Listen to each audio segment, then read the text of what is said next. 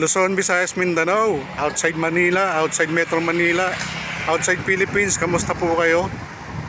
Ayan, so mag-update po tayo. Dito po tayo sa may Aklan area, kabayan. Ano po, ang inyong lingkod, ang simpleng vlogger na para sa inyo. So ito nga po, no, mga minamahal nating kababayan, nabulaga tayo rito.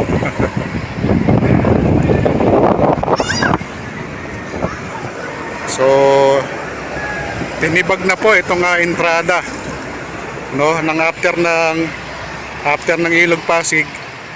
So ito na po yung update natin, mga minamahal nating kababayan. No, ito po yung tinatawag nilang Aklan area, no, Barangay San Jose. So yun nga po, giba na po yung nakatumbok ditong bahay. So yung susunod naman, no, itong green, mapapansin nyo, binalutan na po ng mga trapal dahil sobrang malikabok po yan, no, kaya sa loob niyan tinitira na po yung loob niyan, mga minamahal nating kababayan. Ay, sa likod, oh, maraming panabong na manok, oh. No, yan yung dating bakalan ng araw, na kung saan tinawag na bakalan dyan. Maraming pong mga scrap na bakal dyan na malalaki, no. At dyan din, no, sa lugar na yan, meron din benta ng bakal dyan nung natatanda natin si Mandigma. Ewan kung tandaan nyo pa si Mandigma dyan, yung mga minamahal nating kababayan. So ito po yung dating nung araw, ito po yung dating basketball court, yung Aklan. Ngayon malalaking building na po yun nandito.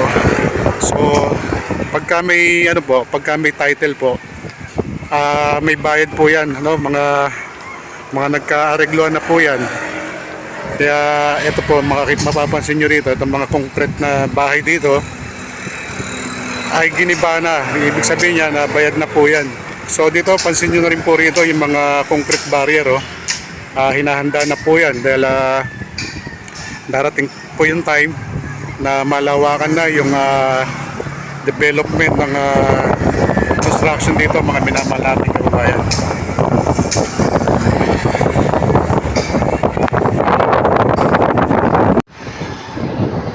Alright, ito na po yung update natin, mga minamahal nating kababayan. So pansin nyo na po, no, dito sa green building, may mga takip na po siyang trapal, no. Sa loob po, tinitibag na po yung loob niya, mga minamahal nating kababayan. Kaya po tinakpan yan dahil malikabok na po yan, no. Kasi daanan pa rin to ng mga kababayan natin dito. Kaya minabuti na lang na takpan muna yan, no. Pero sa loob niyan, binubutas na po yan. Kaya ito po yung sitwasyon ngayon dito sa may Aklan area, mga minamahal nating kababayan. And so ito po, no, ito po yung update natin. Pansin nyo na rin po rito yung mga concrete barrier, no, na gagawin nila. Ito pa, nakatayo na nga po yung iba, ayan, no? Kasi para at least safety rin ng mga gumagawa, no, at safety rin ng mga tao na magdadaan dito.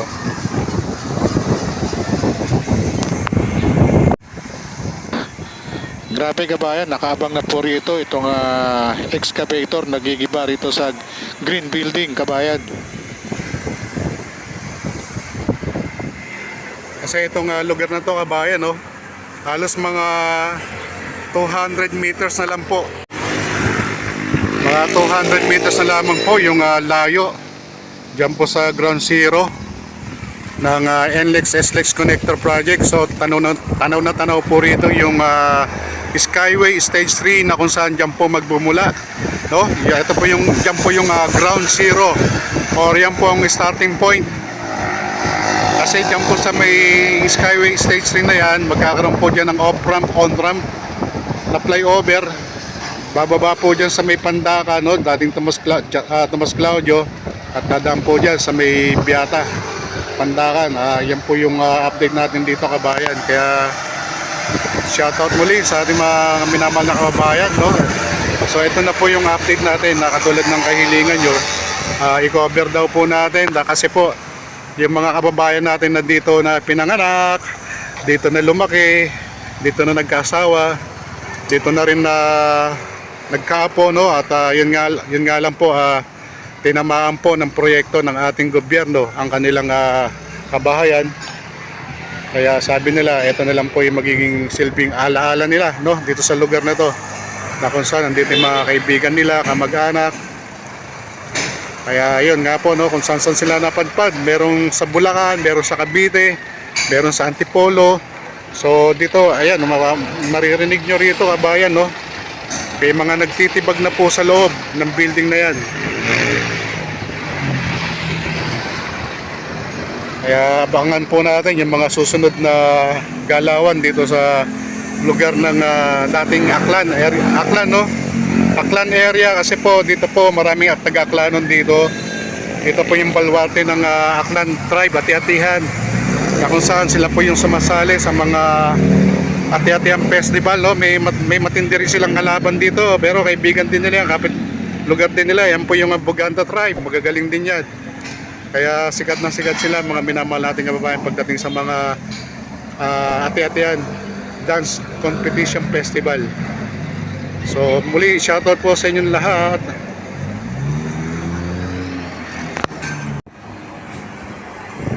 So dito wala nang mga nakatira rito. Ayan.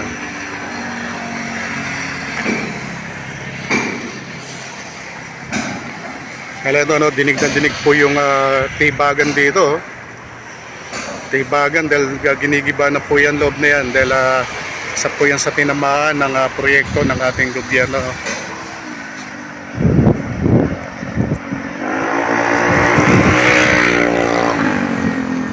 So shoutout po sa inyong lahat.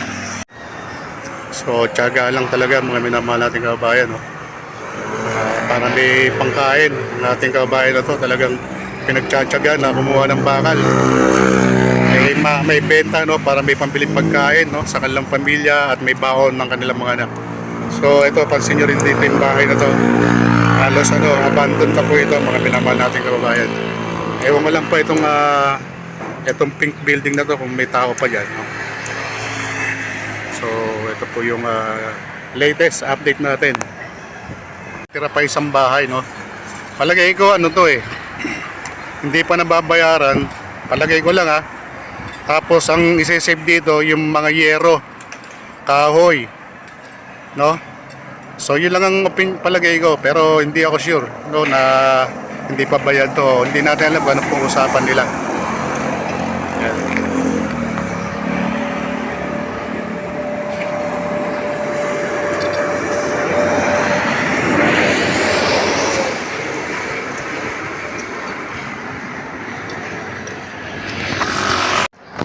So yun nga mga minamahal nating kababayan, ito po yung update natin dito sa NLEX SLEX Connector Project.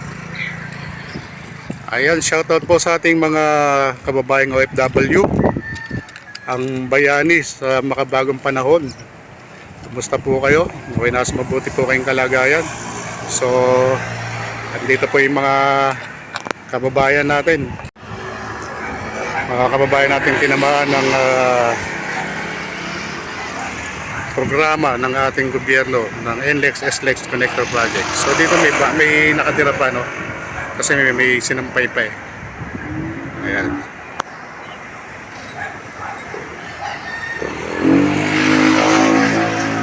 Pero dito kabayan may tinatayo pang dito. Siguro hindi aabutin to. Ayan, yung may green net na yan, no, may mga steel bar, no, may mga bakal na. Palagay ko hindi aabutin to, kaya siguro pinagagawa, yung yan, yung yan, building na yan. May mga gumagawa, may mga nagtatrabaho.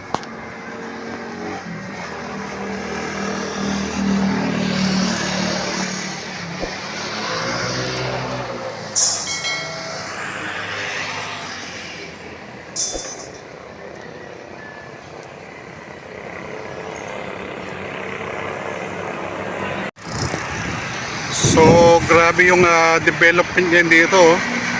Ilang bahay na lang ang natitira, no? Malapit na po ma-cleared, no? Ilang bahay na lang ang i-demolish dito, yung i-clearing. Siguro less than 15 houses na lang po ang natitirang bahay dito na para ma-clear itong lugar na to, mga minamahal nating kababayan.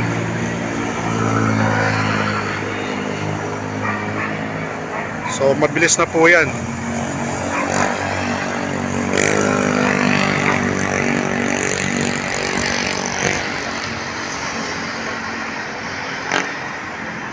So shoutout po sa ating mga minamahal na kababayan, no? Naway nasa mabuti po kayong kalagayan at sa mga kayo naroon, naway ligtas kayo sa mga kapamakan, no? Mga minamahal nating kababayan, especially sa mga kababayan nating OFW, no? Na malaking naitulong sa ating ekonomiya dahil sila po yung mga nagpapadala ng mga dollar accounts, no? Sa ating bansa na siya naman pinamambayad sa utang panlabas ng ating bansa. So yun nga po, no, yung mga taxes natin, no, mapunta nawa, no, sa maayos ang mga tax na binabawas sa atin araw-araw o buwan-buwan o linggo-linggo. So ito po yung update natin muli. Ayan, no. So thank you so much. Sa mga hindi pa po napag-subscribe, please like and share o subscribe po sa ating munting channel. So alright, hanggang sa muli. Maraming salamat po sa inyong lahat.